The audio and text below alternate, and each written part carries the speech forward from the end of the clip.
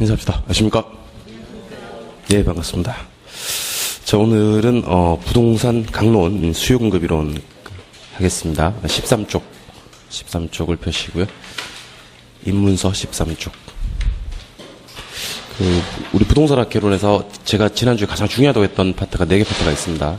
하나는 수요공급, 하나는 투자, 금융, 감정평가론 요 4개 중에 하나입니다. 수요공급. 오늘부터는 수업이 상당히 중요해진다라고 생각하시고요. 난이도도 좀 높아지고 출제 가능성도 상당히 높아진다. 설명 잘 들으시고 오늘 수업부터는 집에 가서 복습도 좀 해주시면 좋겠습니다.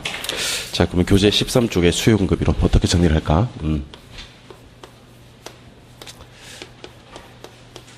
수요공급 이론. 기본적으로 한 서너 문제 이상 정도 출제가 될 겁니다. 그러니까 서너 문제를 잡은 기준은 최소문항수예요. 최소문항수. 그러니까 아무리 적게 나와도 3개, 4개 정도는 출제가 되고 많게는 5개, 6개까지 출제가 될 수도 있고 심지어 8개까지 출제가 된 적도 있습니다. 수요공급 일단 기본적으로 서너 문제 일단 기본적으로 기억하시고요. 첫 번째로 우리가 보셔야 될 내용은 유량이라는 것과 저량이라는 것을 비교하셔야 됩니다. 유량과 저량. 중요합니다. 유량과 저량. 두 번째는 이제 수요량의 변화라는 것과 수의 변화라는 것을 비교하셔야 됩니다. 수요량과 수요. 세 번째는 수요를 변화시키는 요인, 수요 변화 요인 7가지를 정리할 겁니다. 이번 시험에 나왔죠. 수요 변화 요인 7개. 네 번째는 이제 탄력성입니다. 탄력성. 다섯 번째는 균형이고요. 그래서 일단 그 수요공급 이론 같은 경우는 이렇게 5가지를 공부를 하실 건데 입문과정 수업 없이 바로 1월달 수업 들어가시면 상당히 시험에 적용하기가 힘드실 거예요. 그래서 입문과정 이론을 좀 튼튼히 하셔가지고 기초가 되는 내용을 좀 잘 정리를 하셨다가 시험에 적용해 주시면 좋겠습니다. 자, 그럼 먼저 요거부터 한번 정리해보죠. 수요와 공급의 정의를 한번 내려보도록 하겠습니다. 수요라는 것은 구매하려고 하는 욕구를 말합니다. 구매하려고 하는 욕구를 수요라고 하고, 공급이라는 것은 판매하려고 하는 욕구를 공급이라고 합니다. 그러니까 구매하려고 하는 거 수요, 판매하려고 하는 거 공급, 이렇게 기억하시면 되는데 제가 여기서 중요한 사실 하나 알려드리도록 할게요. 만약에 제가 소주를 10병 마신다. 만약에 예, 소주를 10병 마신다. 그럼 저는 소주를 많이 마시는 건가요? 적게 마시는 건가요? 예? 10병 먹으면 많이 먹어요? 적게 먹어요? 이걸 갖다 이제 여러분들이 모른다라고 얘기해야 되는, 모른다. 많이 마신다 그러면 절단 나는 겁니다. 절단 나는 거. 자, 보세요. 제가 평생 동안 소주를 10병 마신다면 적게 먹는 거잖아요. 그렇죠? 하루 동안에 10병 마신다면 그건 많이 먹는 거고요. 그 다음에 1년 동안에 10병 마신다고 해도 많이 먹는 건 아니잖아요. 1년, 한 달에 한 병도 안 마시는 거니까. 그럼 결국 수요라는 것은 10개를 산다. 공급이라는 것은 100개를 판다. 이보다 더 중요한 게 뭐냐면 얼마 동안에 10개를 사는지가 중요한 거예요. 얼마 동안에 100개를 파는지가 중요한 거고. 그래서 수요 공급의 의미를 명확히 하기 위해서는요. 일정 기간이 나와야 됩니다. 기간이 나오지 않으면 명확히 수요 공급의 의미 전달이 안 된다는 겁니다. 일정 기간이 나올 때 그 개념을 우리는 유량이라고 불러요. 유량. 유량은 방금 제가 소개해드린 바와 같이 일정 기간을 말하는 겁니다. 일정 기간. 영어로는 플로우가 유량이 되는 거고요. 그림으로 표현하면 시작점이 있고 끝점이 있어서 요 사이에 한번 흘러줘야 돼. 요걸 유량이라고 합니다. 자, 그렇다면 이 유량과 반드시 비교하셔야 될 개념이 저량인데요. 저량은 일정 시점입니다. 일정 시점. 얘는 영어로 표현하면 스톡입니다. 스톡. 얘는 그림으로 표현하면 저수지에 물이 가두어져 있는 요 특정 시점을 얘기하는 거예요. 그래서 여러분들이 공부하셔야 될 개념은 일정 기간 개념의 유량과 일정 시점 개념의 저량을 비교를 하셔서 정리를 하실 거예요. 유량과 저량 지금부터 비교하겠습니다. 그럼 시험에는 뭐가 나오느냐? 어떤 게 유량에 해당되는 경제 변수들이고 어떤 게 저량과 관계되는 경제 변수들인지가 중요한 거예요. 이런 것들은 집에 가서 이제 따로 공부하시는 게 아니고 지금부터 제가 소개해드리는 내용을 수업 시간에 웬만하면 내용을 다 정리하시기 바랍니다. 체득을 좀 하세요. 자, 임대료 지대하는 게 있고요. 임대료 지대하는 게 있고요. 가격, 가치, 지가라는 개념이 있습니다. 그 다음에 수익과 소득, 이런 개념이 있고요. 그 다음에 재산, 또는 자산, 또는 국부, 또는 뭐 인구 이런 거 있습니다. 계속 갑니다. 주택 거래량, 그 다음에 국민 총생산 또는 국내 총생산, 우리가 GNP, GDP 하는 것들 있죠. 예. 그 다음에 외채 또는 외환 보유액. 자, 그럼 출발하기 전에 먼저 하나 다시 한번 정리하실 거. 기간이 나와야지 의미 전달이 되는 건 유량이라고 했고, 시점에서 측정이 되는 것들은 저량이라고 했습니다. 그죠? 기간은 유량, 시점은 저량, 이렇게 기억하시는 거예요. 그러니까 다시 강조합니다만은 기간이 나오지 않으면 의미 전달이 안 되는 것들은 싹 다 유량이고, 시점에서도 얼마든지 측정이 되는 것들은 저량이다, 이렇게 기억하시는 겁니다. 이걸 왜 기억을 하셔야 되냐면 박스 안에 방금 제가 소개해드렸던 거 있지 않습니까? 그죠? 이런 것들을 한 6개나 7개를 넣어요. 넣고 나서 다음 중 유량은 모두 몇 개인가 이렇게 나옵니다. 시험에. 다음 중 저량은 모두 몇 개인가 이렇게 나옵니다. 그래서 유량과 저량을 달아야 됩니다. 한 개도 빠짐없이. 달아야지 이 개념을 정리하실 수가 있다. 그럼 출발해 보겠습니다. 자, 먼저 임대료나 지대 개념이 뭐냐면요. 임대료 같은 말이에요. 지대 같은 말인데 토지에 대한 임대료는 지대라고 부릅니다. 임대료, 지대는 같은 말이에요. 토지 임대료를 지대라고 한다. 자, 그럼 들어보세요. 임대료의 개념부터 접근을 한번 해보죠. 임대료의 개념은 한 달이면 한 달, 1년이면 1년, 또는 2년이면 2년 이렇게 기간을 정해 놓고 그 기간 동안 부동산을 사용하는 될 겁니다. 그러니까 임대료는 꼭 얼마 동안에 사용될 건지 기간이 나와야 돼. 그럼 무슨 개념이죠? 유량이지. 맞나요? 대답 한번 해봐요. 맞아요? 예. 두 번째. 가격, 가치, 지가가 뭐냐? 토지 가격을 지가라 그래요. 가격, 가치, 지가 같은 말로 처리하시면 되는데, 가격은 부동산 매매 계약서를 보면 됩니다. 부동산 매매 계약서에 제일 하단에 보면 매도자 도장과 매수자 도장이 꽝 찍혀 있습니다. 그 다음에 얼마 주고 샀다, 얼마 주고 팔았다 하는 매매 가격이 나와 있죠. 근데 이 가격은 꼭 하나 더 나와 있는 게 있습니다. 몇 년도, 몇 월, 며칠. 그러니까 특히 특정 시점에서 부동산과 화폐를 교환하는 대가를 우리는 가격, 가치, 지가라고 하는 겁니다. 요거는 저량 개념이죠. 시점에서 부동산과 화폐를 바꾼 대가입니다. 그러니까 제가 하고 싶은 말은 용어 정리만 깔끔하게 되면 유량과 저량을 구분하는 건 어렵지 않습니다. 자, 다시 일정 기간 동안 부동산 사용 대가가 뭐다? 임대료. 임대료고 지대니까 요거는 유량이고, 일정 시점에서 부동산과 화폐를 바꾼 대가, 교환 대가가 가격, 가치, 지가니까 요거는 뭐다? 저량 개념이다. 계속 갑니다. 소득과 수익. 소득과 수익. 영어로 표현하면 인컴. 인컴은 벌어들이는 겁니다. 벌어들이는 거. 한번 생각해 봅시다. 자, 100만 원 버는 사람이 있다. 100만 원 버는 사람. 100만 원 버는 사람은 돈을 많이 버는 거예요? 적게 버는 거예요? 그렇지. 모른다고 해야지. 이 봐요. 이 교육의 효과라니까 이게. 예. 100만 원 버는 사람은 돈을 많이 버는지 적게 버는지 모른다. 자, 보세요. 시간당 100만 원 버는 사람은 엄청 많이 버는 거지. 일당이 100만 원인 사람도 뭐 그래도 많이 버는 거지. 월급이 100만 원이면 적게 벌지. 월급 100만 원이면 최저임금 정도 수준밖에 안 되니까. 연봉이 100만 원이면 절단 나는 거지. 그때는 연봉이 100만 원이면 절단 난다. 그러니까 제가 하고 싶은 말은 벌었다라는 개념은 기간이 나와야 돼요. 이게 한 달 동안에 번 건지, 하루 동안에 번 건지, 1시간 동안에 번 건지, 1년 동안에 번 건지. 그러니까 방금 제가 소개해드린 소득, 수익 외에도요, 매출액, 그 다음에 영업이익 등과 같이 벌어들인다라는 개념은 싹 다 유량입니다. 싹 다. 됐습니까? 네, 두 번째. 자, 그러면 일정 기간 동안 돈을 벌어서 특정 시점에 그동안 벌어가지고 축적돼 있는 걸 뭐라 그래요? 그동안 벌어가지고 특정 시점에 축적돼 있는 걸 뭐라 그래요? 그걸 재산이라고 합니다. 재산. 재산, 자산. 그 개인 규모에서는 재산이라고 부르고요. 정부 규모, 국가 규모에서는 국부라고 합니다. 국부가 나오면 어려워하지 마시고, 개인 재산은 그냥 재산이라고 하고, 국가 재산은 국부라고 하는구나. 이렇게 생각하시면 됩니다. 그러면 재산, 자산, 국부는요, 특정 시점에서 벌어들인 거예요. 특정 시점에서 벌어서 쌓여져 있는 겁니다. 요거는 저량 개념이 되겠지. 그럼 인구 한번 해볼게요, 인구. 자, 예를 들면 이런 겁니다. 중국 인구가 13억이다. 이게 인구죠. 예. 그 다음에 우리나라 인구가 예컨대 5천만이다. 5천만이다. 뭐 서울시 인구가 1,000만이다. 근데 방금 제가 중국 인구 13억, 우리나라 인구 5천만, 서울특별시 인구 1,000만 이렇게 얘기를 했는데요. 요거요. 잘못된 인구 통계입니다. 이런 인구 통계는 잘못된 통계예요. 그럼 어떤 인구 통계가 정확한 통계냐면 중국 인구 13억이다. 2012년 현재. 우리나라 인구 5천만이다. 2014년 현재. 서울특별시 인구가 1000만이다. 2015년 현재. 뭐 이런 식으로 시점이 나와줘야 됩니다.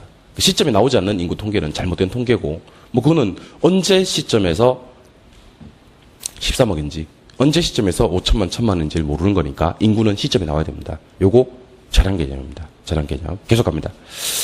주택 거래량. 국민 총생산. 주택 거래량 당연합니다. 이거 한 달 동안의 거래량인지 일주일 동안의 거래량인지 하루 동안의 거래량인지 나와야 됩니다. 유량이고. 국민 총생산. 요거는 무조건 1년 단위입니다. 우리가 왜 뭐 국민소득 2만 불 넘었다 그랬지 않습니까? 그죠? 뭐 그때 국민소득 다 1년 단위로 측정되는 개념입니다. GNP, GDP 다 1년 단위니까 1년 동안의 개념이라서 유량 개념이고. 외채. 외국에서 빌린 돈. 외환 보유액, 달러. 이런 것들은 전부 다 시점에 측정되는 변수들이에요. 요거는 자량 개념이다. 그래서 이런 것들은 집에 가서 복습을 하지 말고 계속 여러분 그냥 반복해서 보는 거야. 이번 수업 시간에 보고 1월 달에 가면 또 보고 3월 달에 또 보고 그러면 안 틀린다고. 그러니까 저는 개인적으로 그렇습니다. 유량과 저량이 시험에 나오면 유량과 저량은 시험 한 5번 치면 3번 나오거든요. 5번 치면 3번. 확률로 치면 60% 넘어요. 근데 우리 시험에서 60% 넘는 것들은 그냥 나온다고 보고 공부해요, 우리가. 그러니까 반만 넘어도 우리는 나온다고 보고 공부합니다.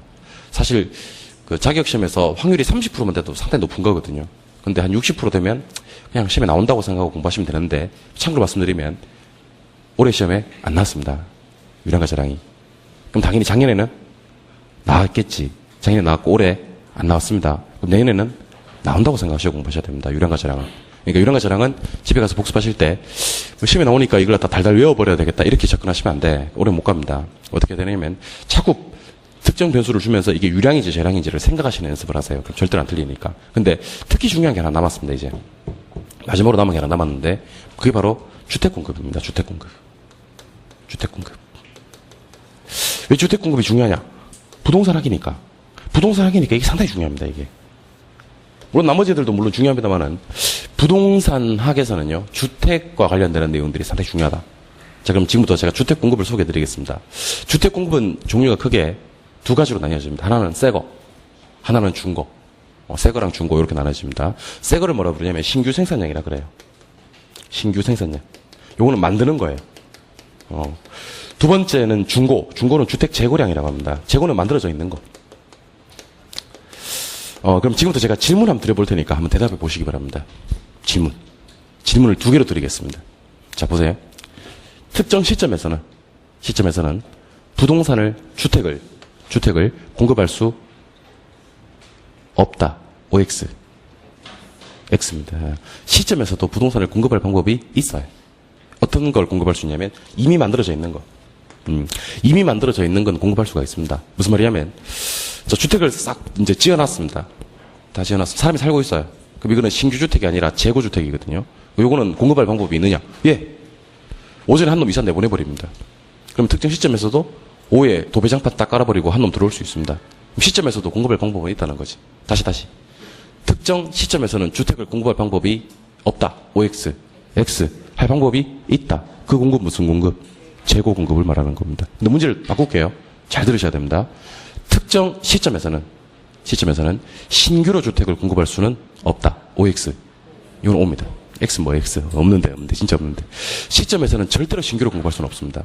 시점에서 공급하는 건 전부 다 재고 공급이고, 신규로 공급하려면 뭐가 필요하냐면 착공을 해야 돼.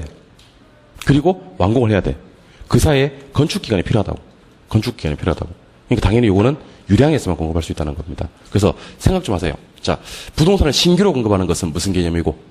유량 개념이고, 주택 재고는 뭐다? 저량이다. 이렇게 개념을 잡아주시기 바랍니다.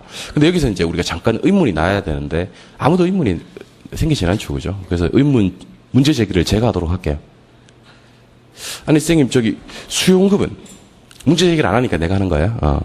아니, 지금 수요공급은 일정 기간 동안에 이 나와야지 의미가 전달이 되는 유량 개념인데, 그럼 저량은 필요 없지 않느냐? 왜 우리는 유량과 저량 같이 공부해야 되느냐? 사실 우리 상당히 많은 수험생들 중에서 우리가 유량, 저량을 공부하면서 수요와 공급은 유량 개념이거든요. 근데 저량 같이 공부한다고. 근데 왜 유량과 저량을 같이 공부하는지조차 모른 채 1년 동안, 심지어 2년, 3년 동안 유량과 저량을 같이 공부하는 사람들이 있습니다. 제가 물어본다니까 실제로. 유량과 저량을 왜 함께 공부하세요? 이렇게 물어보면 책에 있어서 그렇지 내가. 이렇게 얘기를 하는 거죠. 그러니까 이유는 모른 채 책에 있으니까 그냥 유량과 저량을 함께 공부하는 겁니다. 자, 그럼 지금부터 왜 유량과 저량을 우리는 함께 공부해야 될까에 대해서 소개를 해드리도록 할게요. 일로 한번 나보세요. 일로 한번 나보세요. 유량과 저량을 왜 같이 공부해야 될까? 자, 갑니다. 실편 잘 봐요. 2014년 1월 1일. 이거 기간인가요? 시점인가요? 시점인가요? 예. 네. 시점은 유량이에요? 저량이에요? 저량이죠? 예. 네. 또. 2014년 12월 31일. 자, 12월 31일은 기간인가요? 시점인가요? 시점이죠. 이거는 뭐죠? 저량이죠. 맞나요? 예, 이번에 제가 이런 얘기를 한번 해볼게요. 2014년 1월 1일부터 2014년 12월 31일까지 그래버립니다. 까지. 그러면 이거는 1년 동안이 되거든. 맞나요? 1년 동안은 시점이에요? 기간이에요? 기간이고 이건 뭐다? 유량이다. 그럼 눈치 빠른 사람들 눈치챘겠죠. 시점과 시점 사이가 뭐다? 기간이 되는 거예요. 다시. 저량과 저량 사이 뭐가 있는 거예요? 유량이 있는 거예요. 그러니까 여러분들은 유량과 저량을 뗄래야 뗄 수 없는 게 시점과 시점 사이가 기간이 나온다고. 즉 저량과 저량 사이가 뭐가 된다고? 유량이 된다고. 그러니까 유량과 저량 같이 공부할 수밖에 없는 거야. 그러니까 저량과 저량 사이가 유량이니까.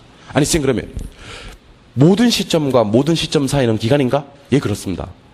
어디를 끊어도 관계없으니까 시점과 시점 사이는 무조건 기간입니다. 예컨대 3월 1일, 3월 31일 요건 한 달 동안, 월요일, 일요일 요건 일주일 동안, 0시, 24시 요거는 하루 동안. 그러니까 어떤 시점과 어떤 시점을 끊어도 관계없으니까 시점과 시점 사이는 기간이 된다. 즉 저량과 저량 사이는 유량이 된다. 이렇게 얘기를 하는 겁니다. 다시 묻겠습니다.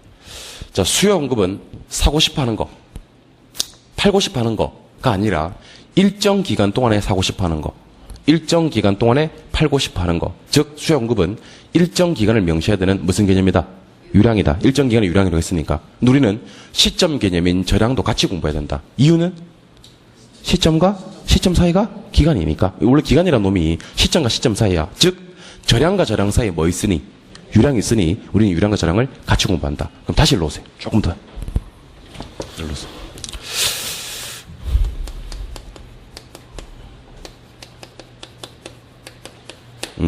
제가 오늘 비도 오는데 학원 나와 주셨으니까 공부하는 방법 2개만 알려드리도록 하겠습니다. 벌써 이런 거 알려주면 안 되는데 공부하는 방법 2개만 알려드리도록 하겠습니다. 자, 공부하는 방법에는 3가지 방법이 있습니다. 하나는 이해하는 방법이 있고요. 하나는 암기하는 방법이 있습니다. 3가지 방법 중 2개입니다. 암기하는 방법의 장점이 있습니다. 암기하는 방법의 장점은요, 시험 문제가 나왔을 때 상당히 신속하게 적용할 수가 있습니다. 자기 암기한 게 나오면, 암기를 딱 했는데 나오면 바로 신속하게 적용할 수가 있습니다. 그리고 간편하죠. 암기를 해버리면. 암기의 단점이, 치명적인 단점이 있죠. 암기의 단점은 까먹어요. 까먹습니다. 그러니까 암기한 시간이 조금만 지나도 까먹게 되고요. 2번째는 응용이 안 돼요. 그러니까 암기한 대로 시험 나오지 않으면 틀려요. 글자만 살짝 바꿔도 틀려요. 이해를 해보자. 이해를 할 때 그 장점이 있습니다. 장점이. 이해를 하면 가장 큰 장점이 응용력이 길러지는 겁니다. 글자가 조금 바뀌어도 내가 이건 이해를 한 내용이기 때문에 문제 적용할 수가 있다. 근데 이해 치명적인 단점이 하나 있습니다. 이해를 했을 때 치명적인 단점이 문제가 나오잖아요. 문제가 딱 나와. 그럼 바로 OX를 판단해야 되는데 지문이 딱 뜨면 우리 수험생들 뭐 하고 있냐면 자 보자 하고 있는. 그러니까 한 문제 푸는데 시간이 너무 많이 걸려요. 문제 푸는데. 그래서 우리 주로 나이가 드신 분들, 나이가 좀 연세가 좀 있으신 분들은 이해 위주로 공부를 합니다. 이해 위주로. 세상도 많이 사셨고 경험도 많으시니까 이해 위주로 공부를 하는데 이분들의 치명적인 단점이 순발력이 떨어진다는 거예요. 그러니까 이분들한테 시간을 많이 주면, 예를 들면 공인중개사 시험 1차 과목 시험 치는데 100분 아니고 3박 4일을 줘버린다. 그러니까 이분들은 다 합격합니다. 진짜 100% 합격합니다. 제가 장담하는데. 근데 이분들은 이해 위주로 공부를 했기 때문에 문제 적용 능력이 떨어져가지고, 순발력이 떨어져가지고 100분 안에 문제를 다 풀어내지를 못한다는 거지. 아는 건 엄청 많은데. 근데 나이 좀 젊으신 분들은 이해를 잘 못하니까 암기 위주로 공부를 합니다. 암기 위주로. 암기 위주로 공부를 하면 글자가 살짝만 틀어져 나와도 이게 같은 문제라는 걸 몰라요. 그 제가 얘기를 하지. 그 문제 나왔던데. 이렇게 얘기를 하면 쌤 그 문제 안 나왔던데요. 이렇게 얘기를 하는 거지. 분명히 자기도 공부를 했고 저랑 수업 시간에 다뤄봤는데 글자 살짝 바뀌니까 틀려버린다는 거지. 그럼 가장 좋은 공부 방법이 뭐냐면요, 이해 암기를 플러스한 체득입니다. 체득. 이 체득이라는 방법이 어떤 방법인지를 제가 알려드릴까요? 체득은요, 무엇의 원리와 비슷하냐면 구구단의 원리와 비슷해요. 구구단의 원리. 그러니까 우리가 구구단을 암기하고 있나요? 아니, 그렇지 않잖아. 이게 암기해서 아는 게 아니잖아, 이게. 암기는 까먹는 거라 그랬잖아, 내가. 근데 구구단을 암기하고 있는 게 아니잖아요. 7, 8회. 뭐, 안 돼 있네, 이거 보니까. 7, 8회. 56. 5, 7회. 35. 좀, 낮은 단위로 할게요. 2, 8회. 요건 잘하네. 2, 8회, 16. 요런 거. 구구단 같은 게 체득돼 있는 거예요. 그 체득돼 있는 건 뭐냐면, 그냥 툭 치면 툭 나오는 건데, 이걸 굳이 이해하고 있는 것도 아니고, 그렇다고 암기하고 있는 것도 아니고, 그냥 내 몸에 배어 있는 거. 이거 중개사 공부하시면서 제일 좋은 게 체득 공부 방법이에요.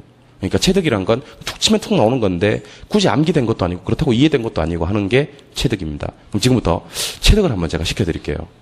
아주 놀라운 경험을 하게 될 겁니다. 지금부터 제가 질문 드리면 수업 시간에 대답을 한번 해보는 겁니다.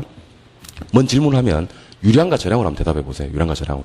알겠죠? 대신에 저를 보면 안 돼. 아까 칠판에 왼쪽에 했던 걸 보면 지금 힐끔힐끔 보면 안 돼. 그럼 체득이 안 된다니까. 그러니까 지금까지 수업했던 걸 가지고 이제 유량과 저량으로 한번 얘기를 해보는 거지. 알겠죠? 예, 가만 봅니다.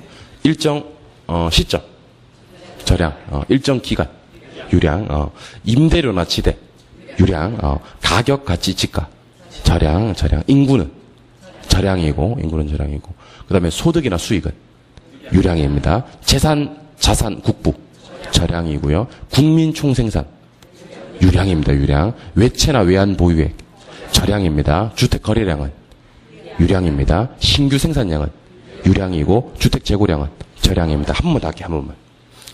기간 유량, 시점 저량, 소득 수익 유량, 외채 외환 보유액 저량, 인구 저량, 임대료 지대 유량, 가격 가치 지가 저량, 주택 재고량 저량, 신규 생산량 유량, 그 다음에 주택 거래량 유량, 재산 국부 저량입니다. 이 방금 한 번도 안 틀리신 분들은 이게 지금 체득이 되고 있는 과정이에요. 왜냐하면 제가 방금 수업했던 거 암기할 시간을 드리지 않았단 말이에요. 그럼 이거 암기된 거 아니에요. 방금 대답한 거 이거 암기된 거 아니라니까.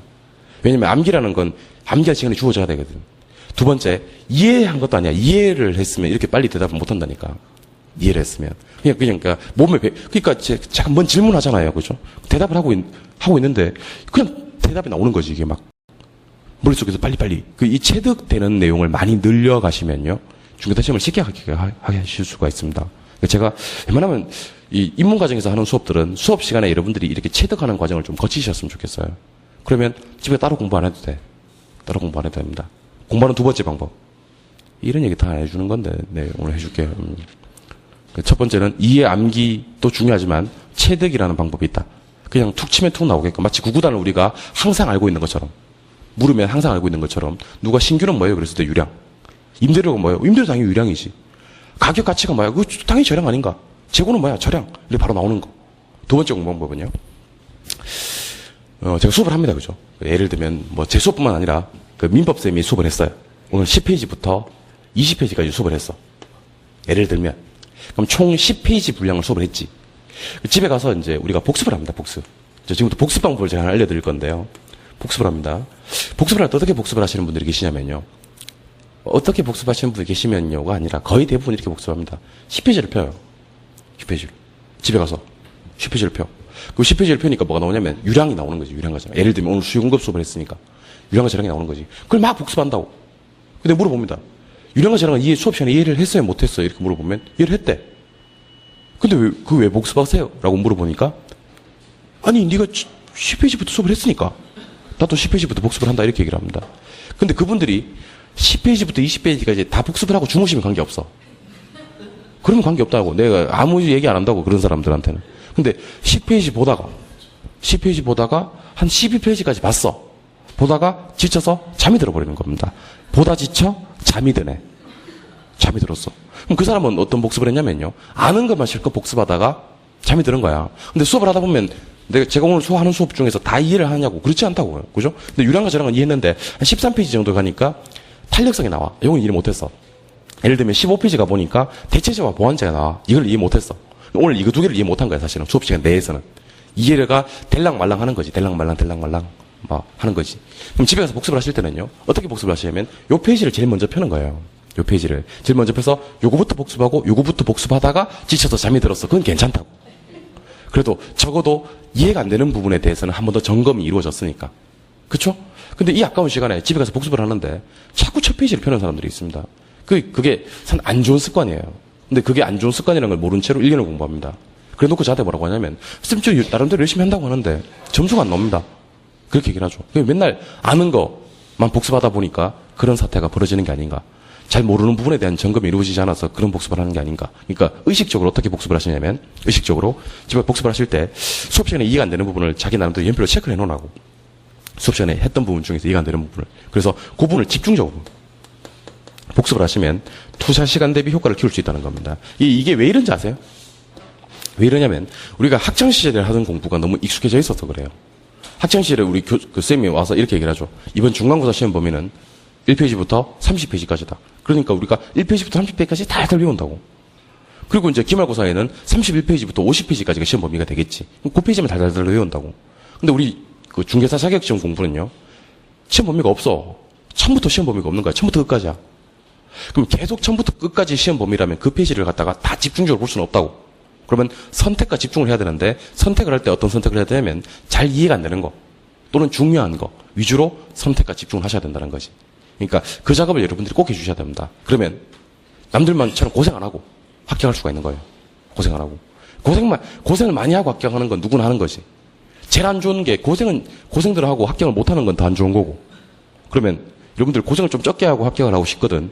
제가 방금 드린 말씀을 잘 기억해 놓으셨다가 그걸 실천에 옮기시기 바랍니다. 제가 이런 얘기를 하면 그런 걸 갖다가 메모를 딱 해놓는 분들이 계십니다. 아, 이거 처음부터 복습할 필요 없다. 수업 시간에 이해가 안 되는 내용, 그다음 중요한 내용 위주로 복습을 하자. 그리고 책상 앞에 쫙 붙여놓는 분들이 계십니다. 그리고 수업 시간에 제가 이런 얘기를 하면 고개 끄덕끄덕하면서 그 방법이 좋겠네 하고 다음날 다 까먹어버리고 또 첫 페이지 펴고 그렇게 복습하는 사람도 있고. 그러니까 그거는 여러분들이 어떻게 적용하느냐, 실천에 옮기느냐의 차이가 있는데 복습을 처음부터 끝까지 다 할 필요는 없습니다. 그런 공부가 아니에요. 양도 어마어마하고요. 그러니까 우리가 자꾸 수업이 반복된다는 걸 기억하셔야 됩니다. 이게 버스가 한번 떠나고 다시 안 오는 게 아니야. 제가 수업한 게 1월달, 3월달, 5월달, 7월달, 9월달, 10월달 계속 반복된다고. 계속 반복되는 내용들을 갖다가 수업만 들어도 이해가 되는, 방금 유량재능 같은 경우는 집에 가서 복습할 내용은 사실 아닙니다. 물론 복습을 굳이 하겠다면 말리지는 않겠습니다만은 굳이 복습할 내용은 아닙니다. 제가 좀 이따가 요건 난이도가 좀 있습니다, 좀 어렵습니다 하는 것들이 있어. 그런 애들 위주로 복습을 해주면 되는 거야.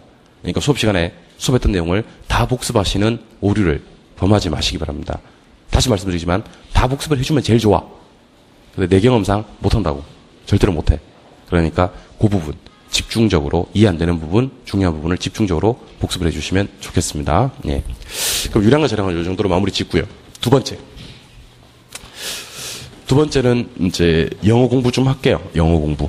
자, 즐거운 영어 공부 시간이 돌아왔습니다. 칠판 한번 보죠. 제가 P라고 쓸게요. P. Q라고 쓰고 D라고 쓸까요? S라고 쓰고 Q 뒤에 D 쓰고 Q 뒤에 S 쓰고 이렇게 해서 하나, 둘, 셋, 넷, 다섯, 여섯 개를 가지고 정리를 해드리도록 할게요. 칠판 한번 바라봐 주세요.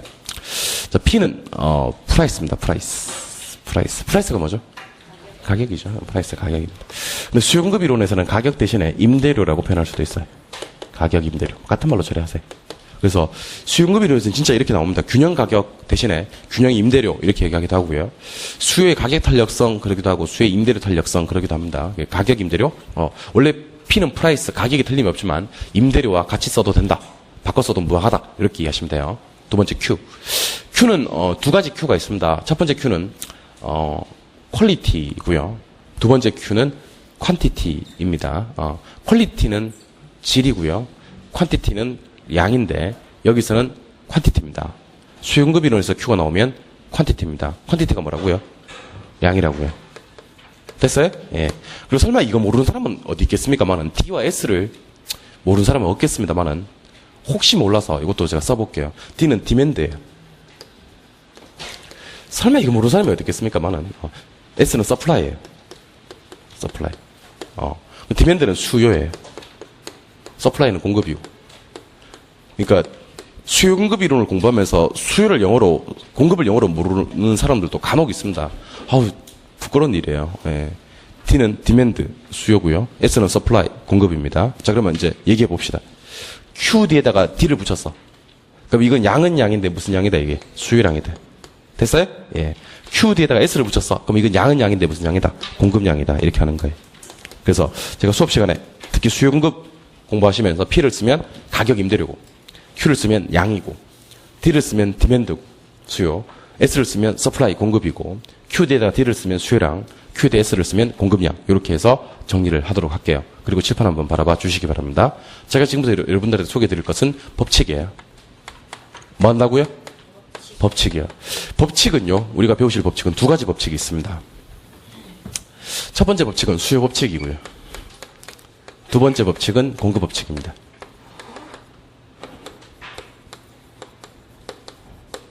자, 그럼 갑시다. 법칙을 제가 시험에 띄우면 여러분들은 따라서 PQ 시작. 안 따라하시면 후회하실 텐데. 법칙은 PQ 시작. 법칙은 PQ의 관계예요. PQ. QP가 아니에요. PQ예요. QP 또 달라요. QP는 법칙이 아니에요. PQ가 법칙이에요. 그럼 법칙에서는 뭐가 먼저 나와야 된다? 가격이 먼저 나와야 돼요. 그리고 양이 나와야 됩니다. PQ의 관계가 법칙이에요. PQ. 그러면 수요 법칙도 PQ고 공급 법칙도 PQ야.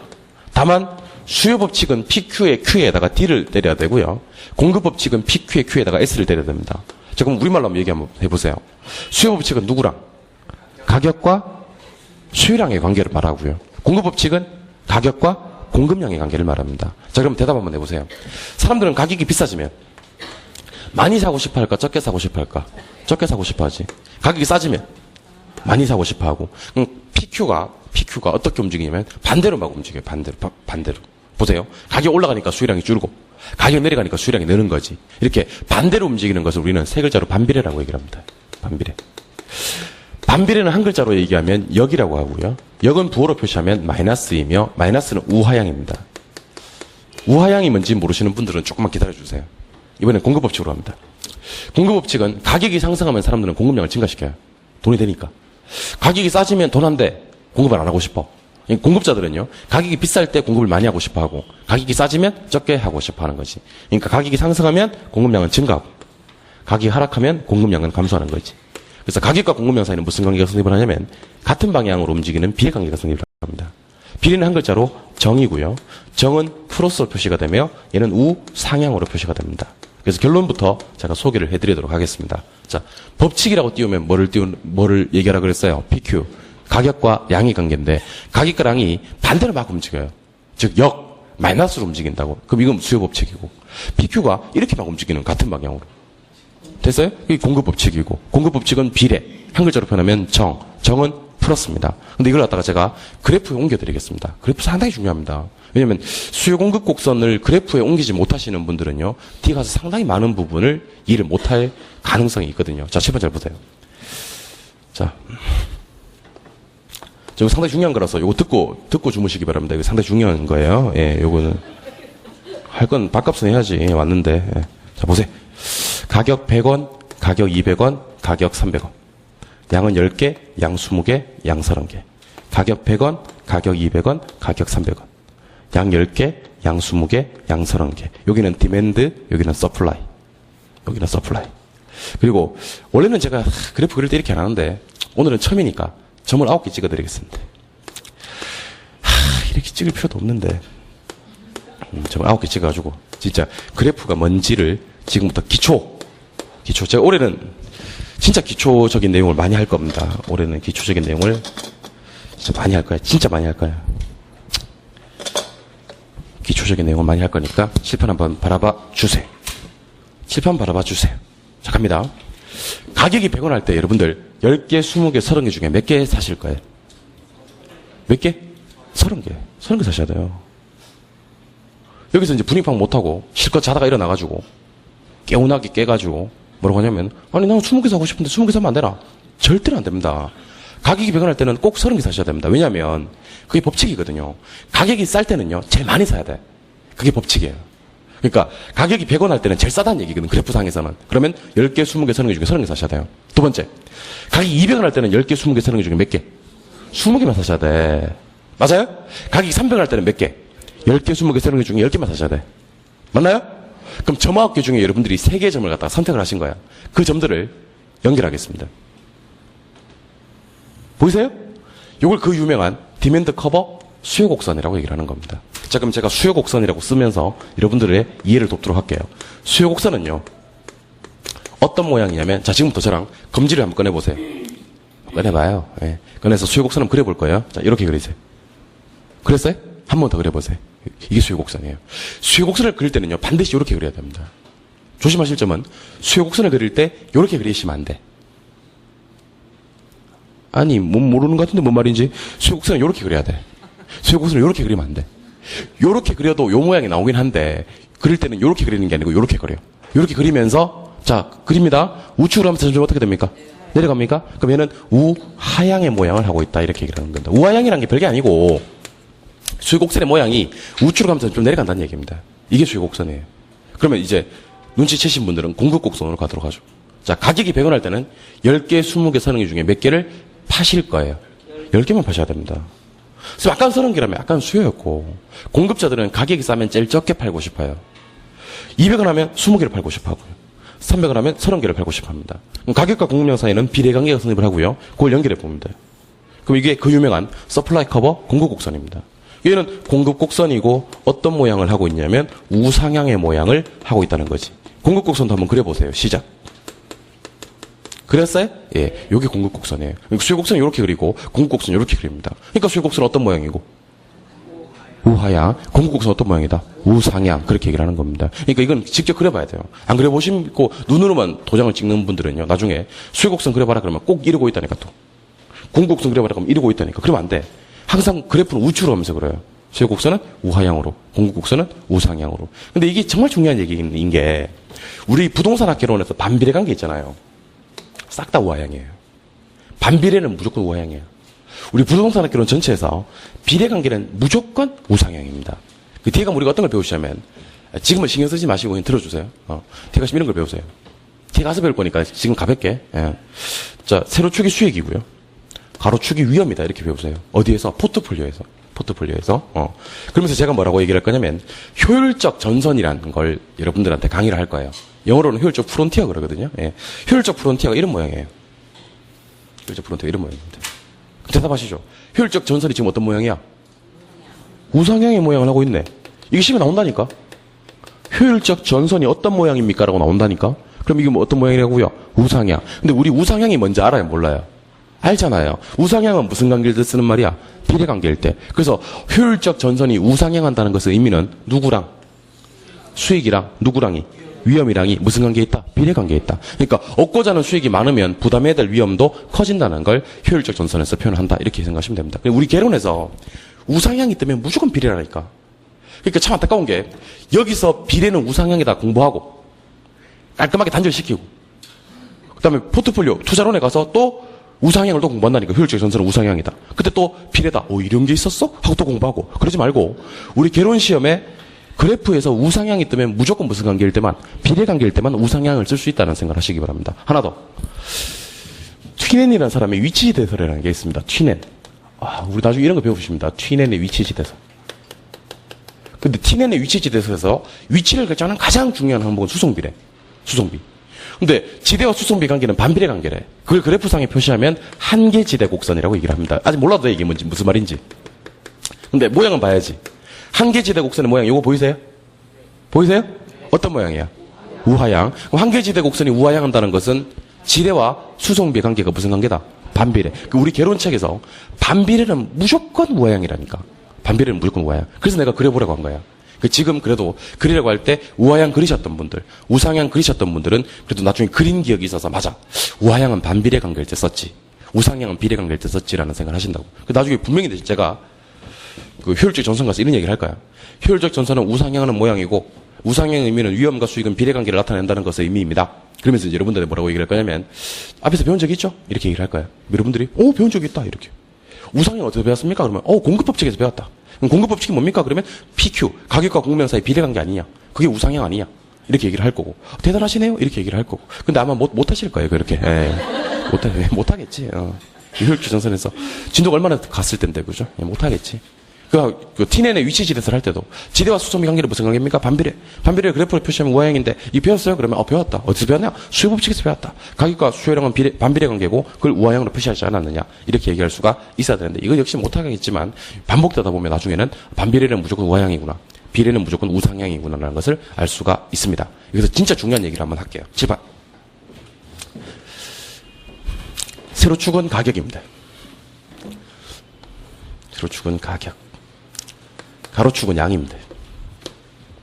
자, 대답 한번 해보세요. 수요 곡선은 그래프를 어떻게 그려요? 이렇게 그래요? 예, 이렇게 그래요. 공급 곡선은 그래프 어떻게 그래요? 이렇게 그래요? 예. 그럼 디맨드 커버 수요 곡선 이렇게 그리고요. 서플라이 커버 공급 곡선 이렇게 그릴게요. 이때 수요 곡선과 공급 곡선을 만나는 점이 보이실 거예요. 보이십니까? 요 점을 균형점이라고 얘기를 합니다. 균형점. 그럼 제가 논의 편의상 이거 10개라고 쓸게요. 10개. 100원. 이거 200원. 이거 300원. 이거 10개라고 쓸게. 이거 20개. 이거 30개라고 쓸게. 그 다음에 칠판. 우하향하는 수요곡선과 우상향하는 공급곡선이 만나는 점이 균형이에요. 균형에서는 두 가지 결정이 되고요. 하나는, 자, 잘 봐봐요. 잘 봐야 돼. 균형에서 결정되는 가격이에요. P, 가격. 이걸 뭐라 부를까? 균형 가격. 이렇게 얘기를 하면 돼. 어렵나? 아니, 균형에서 결정되는 가격은 뭐라고 한다? 균형 가격. 그럼 대답하세요. 균형에서 결정되는 양이 있지. 이건 뭐? 균형양.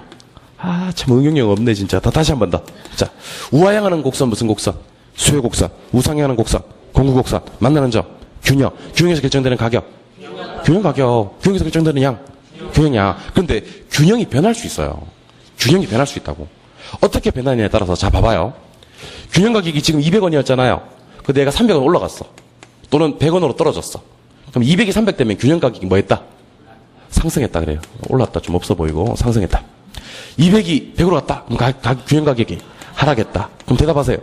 가격이 올라가면 상승, 내려오면 하락. 그럼 대답. 가격은 어떻게 움직이고? 상하로 움직이고. 올라가면 상승, 내려오면 하락. 다시 가격은 어떻게 움직이고? 상하로 움직이고 올라가면 상승, 내려오면 하락. 그래서 여러분들 가격은 절대로 지금 이 시간부터 절대로 상승 하락이라는 표현을 써야 돼요. 무조건. 그러니까 어떤 사람들이 있냐면 진짜 내 봐서 하는 얘기예요. 가격이 증가했다는 사람들이 있어요. 그런 얘기를 쓸 수가 없는 말이에요. 가격은 증가 감소의 개념이 아니라 상승 하락의 개념이에요. 올라가면 상승, 내려오면 하락. 그래서 아무리 점잖은 사람도 이 지역에 가격이 많이 증가해서 말이야. 쪽팔려 죽겠어요. 진짜 가격은 증가했다는 표현을 쓰지 않습니다. 가격은 상승 하락 이렇게 표현합니다. 두 번째. 균형양 보이세요? 지금 20개잖아. 30개로 가면 증가라 그래요. 10개로 가면 감소라 그러고. 그럼 양은요, 좌우로 움직여요. 좌우로 움직이고, 오른쪽으로 가면 증가, 왼쪽으로 가면 감소. 양은 절대로 상승 하락이라는 표현을 쓰지 않습니다. 양은 증가 감소라는 표현을 씁니다. 그럼 절 보시고, 가격은 상하로 움직이고, 올라가면 상승, 내리면 하락이라 그랬죠. 양은 좌우로 움직이고, 오른쪽으로 가면 증가, 왼쪽으로 가면 감소라 그랬습니다. 그럼 절 보고 대답하세요. 여기가 원래 균형점입니다. 자, 대답하세요. 요거. 왼쪽 갔는데? 예? 감소, 뭔 감소? 양 감소, 양 감소. 다시. 자, 여기 균형점이에요. 요거. 가격 하락. 다시. 요거. 그냥 증가하지 말고 양 증가. 예, 요거. 가격 상승. 표현할 수 있어야 돼. 다시. 잘 봐요. 요거. 가격 하락. 요거. 양 감소. 요거. 가격 상승. 요거. 양 증가. 연습됐다 치고 칠판 보시기 바랍니다. 균형점이 여기 있다가 잘 있었어요. 일로 갑니다. 마음의 준비하시고 가격 상승, 양 증가. 가격은 왜 상승? 올라갔으니까. 이유가 그거밖에 없는 거예요. 올라갔으니까. 양은 증가. 왜 증가? 늘어났으니까. 아니고 오른쪽 갔으니까. 늘어났으니까. 오른쪽 갔으니까. 다시 우리에게는 세 번의 기회가 돼 있습니다. 괜찮아요. 여기 있던 균형점이 일로 갔습니다. 마음의 준비하시고 가격 하락, 양 증가. 가격은 왜 하락? 아래로 갔으니까. 양은 증가. 왜? 오른쪽이니까. 다시 일로.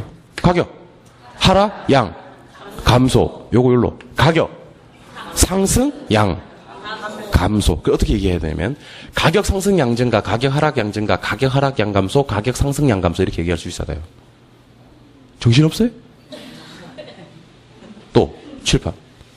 응용력 있으신 분들은 이것까지 대답합니다. 응용력 있으신 분들은. 자, 보세요. 여기도 경지별로 갔어요. 가격, 상승, 양은 불변입니다. 이거 불변이라 그래요. 양은요, 왼쪽도 오른쪽도 가지 않았거든요. 양불변. 자, 응용력 있으신 분들 하나 더 묻겠습니다. 여기도 경지별로 갔습니다. 가격, 불변, 가격은 불변, 양만 증가. 괜찮습니다. 우리에겐 두 번의 기회가 더 있으니까.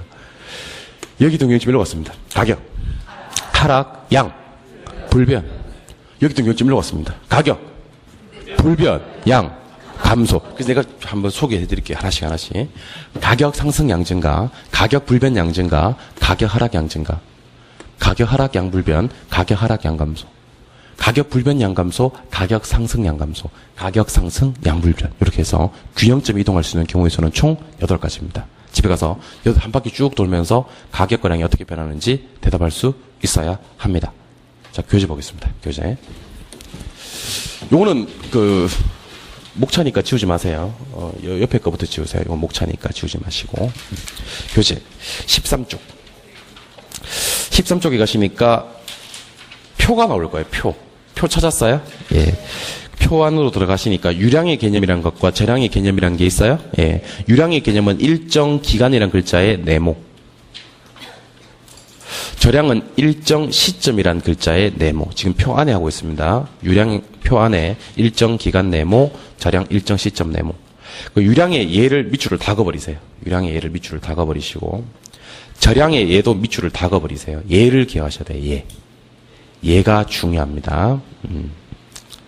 그리고 2번으로 내려갑니다. 내려가시니까 수요 공급 법칙이 나옵니까? 예. 먼저 동그라미 1번에 수요 법칙. 가격 임대료라는 글자가 있나? 그 위에다가 P라고 써봐. P. 위에다가 써봐. P. 그 옆에 수요량이라는 글자가 있나? 거기다가 이렇게 써봐야지. QD.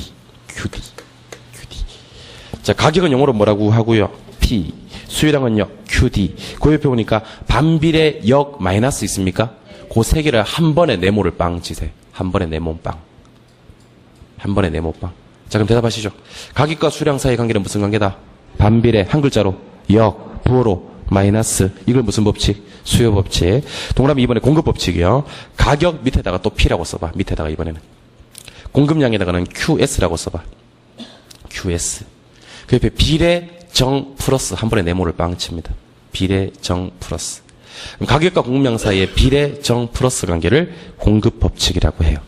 한 칸 내려오시니까 동그라미 1번 수요 곡선이 나올 겁니다. 수요 곡선. 수요 곡선이 어떤 모양이라고 되어 있습니까? 우하향. 그 동그라미 딱 쳐주고 우하향이란 글자에. 공급 곡선은 어떤 모양? 우상향. 우상향의 동그라미 딱 치세요. 쳤어요? 예. 그리고 그 옆에 보니까 빈공간이 조금 있습니까? 그 빈공간에다가 요것만 필기했어요. 요것만 필기해놓고 집에 가서 한번 그려놓고 연습을 한번 해보시기 바랍니다. 동영상 듣는 분들은 여기 딱 정지 버튼 지금 딱 누르면 돼요. 정지 딱 누르고 요거 필기해놓으시고 그 다음 수업을 진행하도록 하겠습니다. 10분 쉬었다가 그 다음 내용 진행하도록 하겠습니다. 쉬겠습니다.